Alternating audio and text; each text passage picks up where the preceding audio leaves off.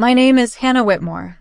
I'm 52 years old, and I work as a hospice care coordinator, helping families navigate the very moments mine couldn't survive. I was standing in a hospital room that smelled like antiseptic and dying hope, holding my mother's hand as her breathing came in broken pieces. The machines beeped softly beside her bed. A nurse stood nearby, glancing at the door over and over, probably wondering where everyone else was. My phone sat heavy in my pocket, filled with messages I'd sent to my brother and sister.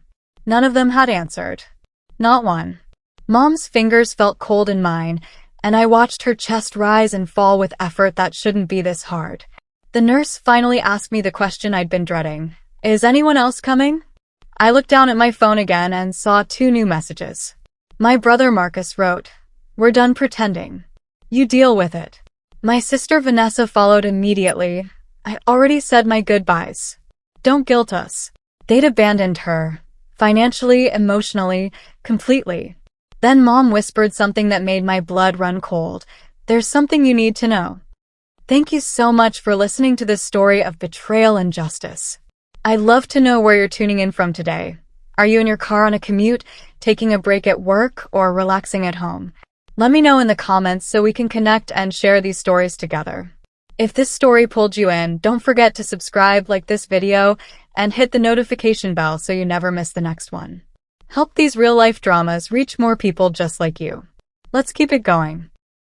Let me tell you who I am, because it matters for what comes next. I'm Hannah Whitmore, the middle child who somehow became the responsible one. I've spent my entire adult life helping families say goodbye to their loved ones with dignity. I chose this work because I understand pain, because I've always been the person who absorbs it so others don't have to. But this wasn't just about Mom dying alone. This was the final verdict on my worth in their eyes. I was useful for the hard parts, invisible for everything else. Marcus was the golden boy, the successful businessman who made our parents proud at every holiday dinner. Vanessa was the beauty, the one with the perfect family and the social media life that glowed. I was just Hannah, the single daughter who worked too much and worried too much. The doctor came in then and asked me to make a decision about Mom's care. He needed someone to sign papers, to authorize treatment, to be responsible. Marcus and Vanessa had refused to sign anything weeks ago. Now I understood why. The hospital social worker pulled me aside in the hallway while Mom slept. She had a folder in her hands, worn at the edges like it had been opened and closed many times. She told me my siblings had been asked to sign medical proxy papers 3 weeks earlier. They'd refused. They'd actually refused to help make decisions about their own mother's care. The social worker's face showed the kind of pity I'd been seeing my whole life, the look people give you when they realize your family isn't what it appears to be. She said they'd told her I would handle everything anyway. Those were their exact words. I felt something crack inside my chest, but I kept my face calm because that's what I do. I've spent decades staying calm while my world falls apart. The social worker touched my arm gently and said Mom had mentioned some documents I should know about. She said my mother had been very specific about who should receive what information. I didn't understand what she meant until Mom woke up and asked me to get something from her purse. Mom's purse sat on the chair by the window, a worn leather bag she'd carried for years.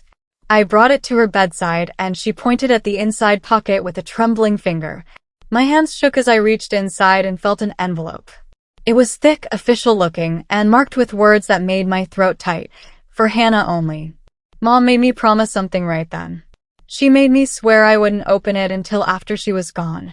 Her voice was weak, but her eyes were fierce, the way they used to be when she was healthy. I promised, even though every part of me wanted to tear it open right there. She smiled then, really smiled, and squeezed my hand with strength I didn't know she still had. She told me she loved me, that she'd always loved me, and that I would understand everything soon. That night, her breathing changed. The nurse called me to her side just after midnight. I held Mom's hand as her heart monitor showed a line going flat. She passed with only me beside her, exactly as my siblings had planned. The funeral was a performance I'll never forget. Marcus and Vanessa arrived dressed in perfect black, their faces painted with practiced grief. They cried loudly at all the right moments, accepted condolences from distant relatives who had no idea what really happened. Vanessa posted a photo on social media with a caption about devastating loss and got thousands of sympathy likes. Marcus gave a speech about how much Mom meant to him, how he'd cherish every memory. I stood in the back and watched them rewrite history. People kept asking me if I was okay, noticing how quiet I was. What they didn't see was Marcus and Vanessa in the corner, already talking about Mom's house, her car, her savings account. They spoke about inheritance like it was already divided, like the money was already in their hands. They barely looked at me during the entire service. When it was over, Marcus walked past me and smirked. He leaned close and whispered in my ear, "You know Mom didn't leave you anything, right?" Then he walked away, laughing under his breath. I waited 3 days after the funeral to open the letter. I sat alone in my apartment with a cup of tea I didn't drink and the envelope that had been burning a hole in my heart. My hands trembled as I broke the seal. Inside were 3 pages written in Mom's careful handwriting, dated 6 months before her death. The letter wasn't sentimental or emotional. It was precise, calm, and intentional. Every word felt chosen with purpose. Mom wrote that she knew exactly who would abandon her when the time came. She'd watched my siblings drift away for years, making excuses, prioritizing everything else, treating her like an obligation. She wrote that she'd made decisions while she was still healthy, decisions that would protect me and hold them accountable. The letter listed specific dates. Times Marcus had promised to visit and didn't. Times Vanessa had borrowed money and never paid it back. But the part that made my heart pound came at the end. Mom mentioned a trust, a legal arrangement she'd made with her attorney. A trust that nobody knew about except her, her lawyer, and now me. 2 days later, I received a call from an attorney named Benjamin Cross. He said my mother had appointed him to handle her estate and that I needed to come to his office immediately. When I arrived, he was sitting behind a mahogany desk with a stack of legal documents in front of him. He told me something that changed everything. My mother had legally removed Marcus and Vanessa as her medical and financial proxies years ago. Everything was documented, notarized, filed with the court. She'd named me executor of her will and estate, but she'd told no one. Not my siblings, not our extended family, nobody. Mr. Cross explained that Mom had been planning this for over 5 years, slowly and carefully protecting her assets and her wishes.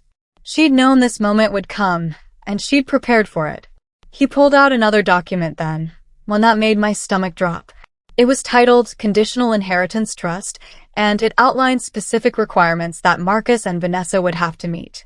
The attorney looked at me seriously and said, "Your mother was very clear about what she wanted. Are you ready to enforce it?" Mr.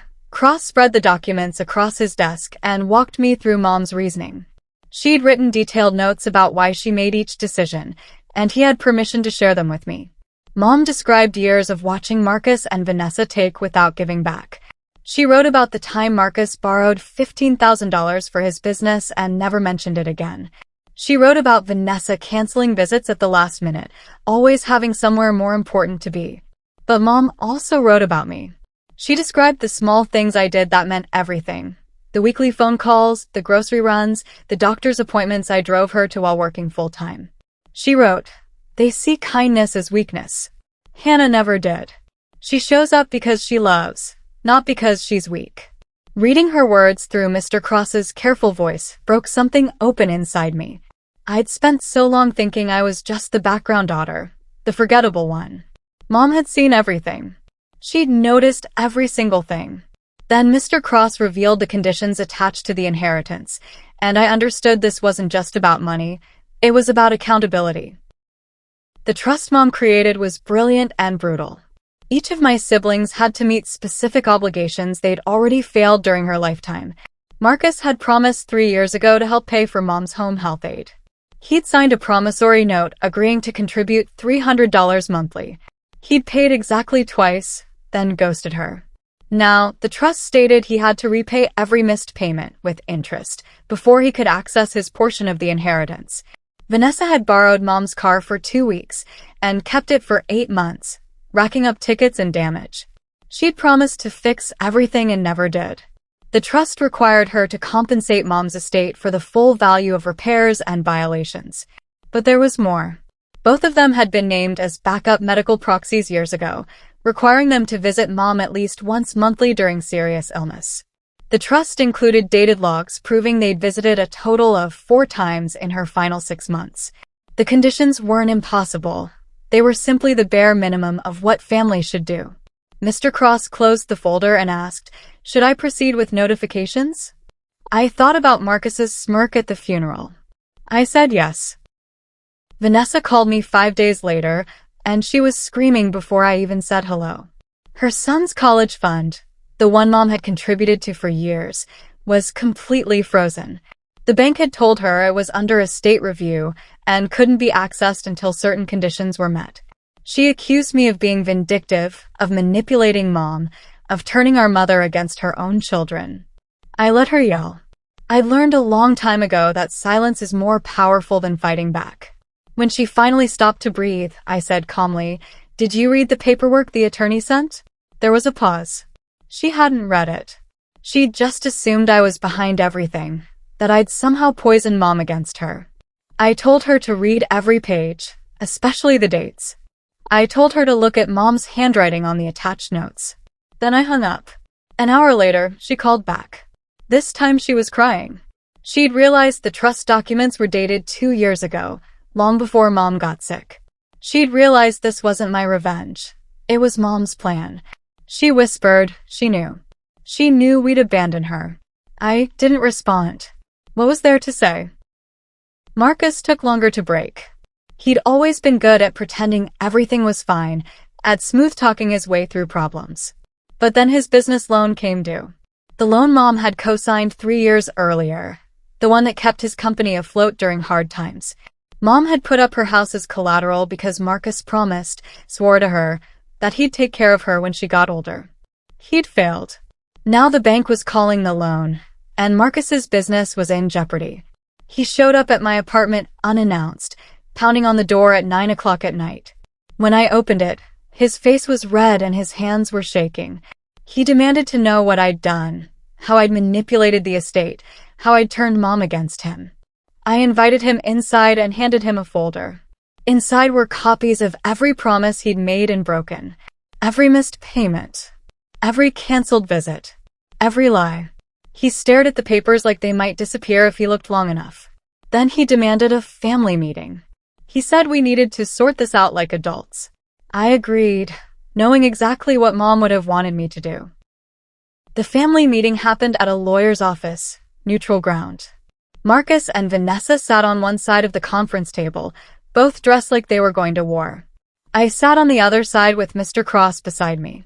They started talking immediately, voices overlapping, accusations flying.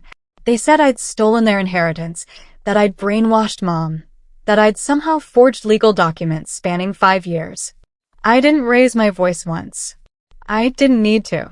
Mr. Cross laid out the documents one by one. Bank statements showing Marcus's unpaid debts. Phone records showing Vanessa's ignored calls from Mom. Medical appointment logs proving I was the only one who showed up. Text messages they'd sent Mom, full of excuses and broken promises. Every time they tried to deny something, Mr. Cross produced a receipt. A timeline. Proof. They started to deflate, their confidence crumbling under the weight of evidence. That's when Mr. Cross told them the best part. Mom had anticipated this exact meeting. She'd left another sealed envelope specifically for this moment. It was marked for when they lie. He asked if they wanted him to open it. The second letter was shorter than the first, but somehow more devastating. Mr. Cross opened it carefully and began to read in his steady attorney voice. Mom had written it like she was sitting right there in the room with us, addressing each lie she knew they'd tell. She wrote, "Marcus will say he offered to help and I refused. The truth is he promised help and disappeared." She wrote, "Vanessa will say she visited more than records show. The truth is she counted phone calls as visits and expected credit for the bare minimum." The letter went on, dismantling every false narrative they'd constructed over the years. She addressed the story they'd told relatives about me being controlling, about me keeping them away from her. She provided evidence, their own text messages, showing they'd avoided her calls, canceled plans, made excuses. The most powerful part came at the end. My daughter Hannah never asked for praise or recognition. She showed up because love isn't a performance. They turned my care into a transaction and now they're angry about the terms. Mr. Cross finished reading and the room was completely silent. Even Vanessa had stopped crying. They'd just been exposed by our mother's words from beyond the grave. Mr. Cross explained that the letter would be entered into the probate record as supporting documentation for the trust conditions. That meant it was official, permanent, part of the public legal record that anyone could access. Marcus's face went pale. His business reputation mattered to him more than anything, and now there was a legal document describing his failures as a son. Vanessa started crying again, but differently this time. These were tears of humiliation, not anger. She understood that she couldn't rewrite this history. She couldn't post a filtered version on social media or tell her friends a convenient lie. The truth was documented, notarized, and filed with the court. They couldn't make me the villain in their story because Mom had written the real story first. Mr. Cross gathered the papers and told them they had 30 days to begin meeting the trust conditions or forfeit their inheritance entirely. He reminded them that I had no obligation to negotiate or compromise. Mom had given me full discretion as executor. As they left the office, neither of them looked at me. I sat in that conference room for a long time after they were gone, feeling something I hadn't felt in years, relief. Within a week, my phone started ringing with calls from extended family. Aunt Patricia called first, her voice sharp with accusation. She'd heard from Vanessa that I was keeping everyone from their rightful inheritance, and she wanted to know what kind of daughter would do such a thing. I didn't argue. I simply asked Mr. Cross to send her copies of the probate documents. 2 days later, Aunt Patricia called back. Her voice was completely different, quiet, almost ashamed. She'd read everything. She'd seen the dates, the promises, the evidence. She apologized for believing Vanessa's version without asking questions. The same thing happened with Uncle Joe, with Cousin Bethany, with everyone. Marcus and Vanessa had tried to turn against me. One by one, they saw the documents and the sympathy shifted. The whispers stopped. Some of them even called to apologize for not noticing what was happening while Mom was alive. They admitted they'd heard the stories about Marcus and Vanessa being too busy, but hadn't thought much of it. Now they understood those stories were patterns, not exceptions. By the end of the month, Marcus and Vanessa had no allies left. Everyone knew the truth. That's when the desperation phase began. Marcus called me using a voice I hadn't heard since we were kids, soft, almost pleading. He said we needed to talk, that we should heal as a family, that Mom wouldn't want us fighting. He used words like forgiveness and moving forward and letting go of the past. But I'd spent decades learning to hear what people weren't saying. What I heard under his words was fear, not remorse. He was afraid of losing money, losing his business, losing his reputation. He wasn't sorry for abandoning Mom. He was sorry he got caught. Vanessa tried a different approach. She sent me a long text message about how grief makes people do strange things, how we were all processing loss differently, how maybe we should honor Mom's memory by coming together. She suggested family therapy. She offered to work through the trust conditions together. Every word felt calculated, rehearsed. Neither of them mentioned Mom except as a tool to manipulate me. Neither of them said they wished they'd done things differently when she was alive. I didn't respond to Marcus's calls. I didn't answer Vanessa's texts. Mr. Cross had taught me something important. I didn't owe them emotional negotiation. Then Mr. Cross revealed the final clause, the one Mom had saved as her last protection for me.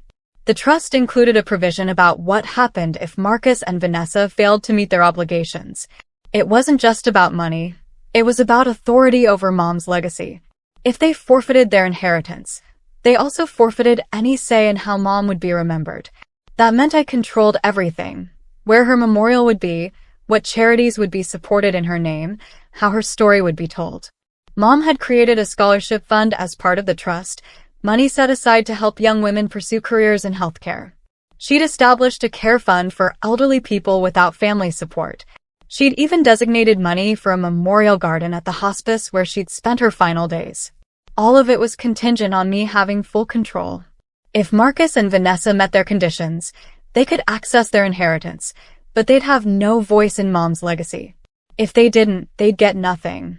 Not money, not influence, not even the comfort of rewriting the narrative. Mr. Cross looked at me across his desk and said something I'll never forget. Your mother gave you the power to make sure she's remembered correctly, and I intended to use it. I made my decisions carefully. The scholarship fund would support women from low-income families pursuing nursing degrees. The Care Fund would provide free respite services for family caregivers who were overwhelmed and alone. The Memorial Garden would have a plaque with Mom's name and a quote she loved, "Kindness isn't loud, but it echoes forever." I didn't ask Marcus or Vanessa for input. I didn't need their approval or their opinions. Mom had trusted me to honor her values, and I knew exactly what those values were.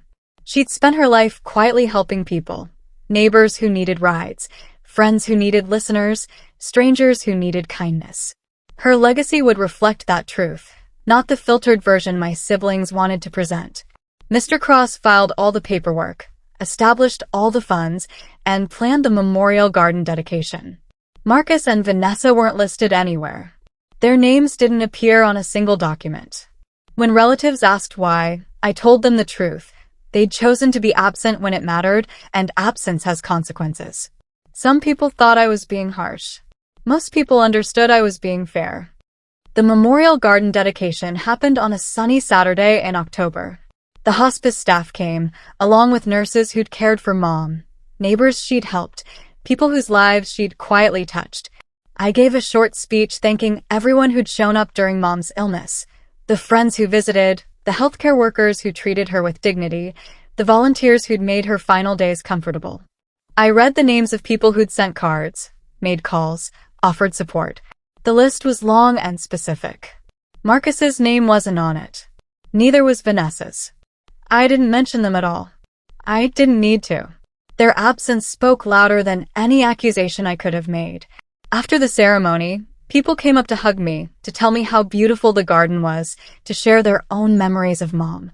I felt lighter than I had in months, like I'd finally done something right. Then I saw Marcus standing at the edge of the garden, away from the crowd. His face looked hollow, older somehow. When everyone else left, he walked toward me. His hands were shaking. Marcus stood in front of me, and for the first time in my life, I saw him without the mask. No confidence, no charm, no smooth words. He looked broken. He said he'd thought Mom would last longer, that there would be more time to fix things. He admitted he'd been avoiding her because her illness scared him, because he didn't know how to handle it. He said he'd told himself he'd visit next week, next month, when work slowed down. But next week never came. He asked me, begged me, to fix it, to change the trust terms, to give him another chance, to help him make things right. I looked at him for a long moment. This brother I'd spent a lifetime trying to please. I thought about all the times I'd made excuses for him, covered for him, believed he'd be better. Then I said what I'd been holding inside for years. I told him about sitting alone in that hospital room while Mom died. I told him about the nurse who kept looking at the door, expecting family that never came. I told him about holding Mom's hand and promising her I wouldn't leave. I told him the truth. You didn't lose money, Marcus. You lost trust. And trust can't be fixed with apologies after someone's gone. I watched Marcus process my words. He tried to argue, to explain again, to make me understand his perspective. But I'd spent a lifetime understanding everyone else's perspective. I'd spent decades being the one who compromised, who made peace, who absorbed everyone else's guilt. Not anymore. I told him calmly that there was nothing left to fix. The trust conditions weren't punishment. They were accountability. Mom had given him and Vanessa a simple path. Repay what they owed, acknowledge what they'd failed to do, show some basic responsibility. If they couldn't do that, they'd made their choice. He asked what Mom would want. I almost laughed. Mom had made her wishes crystal clear. She'd spent years documenting everything, planning every detail, making sure her truth would survive her death. What Mom wanted was already done. Marcus stood there in the Memorial Garden, surrounded by flowers and sunshine and evidence of our mother's kindness. Then something shifted in his face.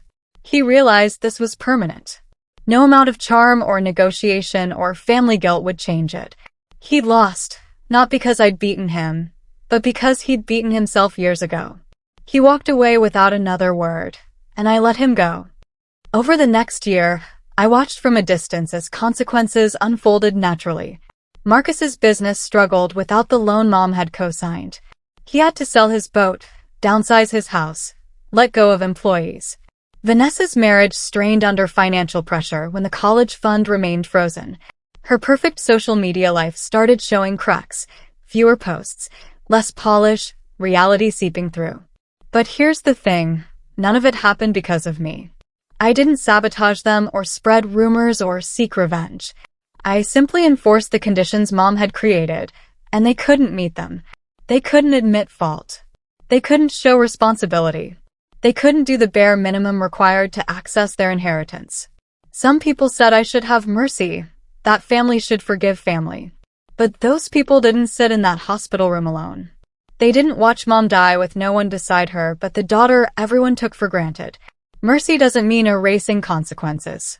Forgiveness doesn't mean pretending nothing happened. Eventually, Marcus and Vanessa stopped calling. They stopped trying to negotiate or manipulate or explain. They simply disappeared from my life, the way they disappeared from Mom's. For the first time in my adult life, I grieved fully. Not just for Mom's death, but for the family I'd pretended we were. I grieved the brother who'd never shown up, the sister who'd never cared, the childhood myth that love meant anything without action. I cried in the memorial garden on Tuesday evenings when no one else was there. I talked to Mom's plaque like she could hear me, telling her everything I wished I'd said while she was alive. I told her I understood now why she'd made those hard decisions. I told her I was proud to be her daughter. The grief was clean somehow, without chaos or guilt or obligation. I didn't have to manage anyone else's emotions or pretend everything was fine. I could just feel what I felt. My work at the hospice took on new meaning. Every family I helped, every hand I held, every difficult conversation I navigated, it all connected back to Mom. I understood the families who showed up and the ones who didn't. I understood the guilt and the fear and the love that gets complicated by years of dysfunction. And I helped them find whatever peace was possible, the way I'd found mine. One evening, I returned to my apartment and opened the drawer where I kept Mom's letters. I'd read them dozens of times, but that night I noticed something I'd missed before. At the very end of the first letter, after all the legal explanations and trust conditions, Mom had written a final line in slightly shakier handwriting, like she'd added it later. "You were never weak, Hannah. You were patient." Those words broke me open in a completely different way. My whole life, I'd thought my quietness was a flaw.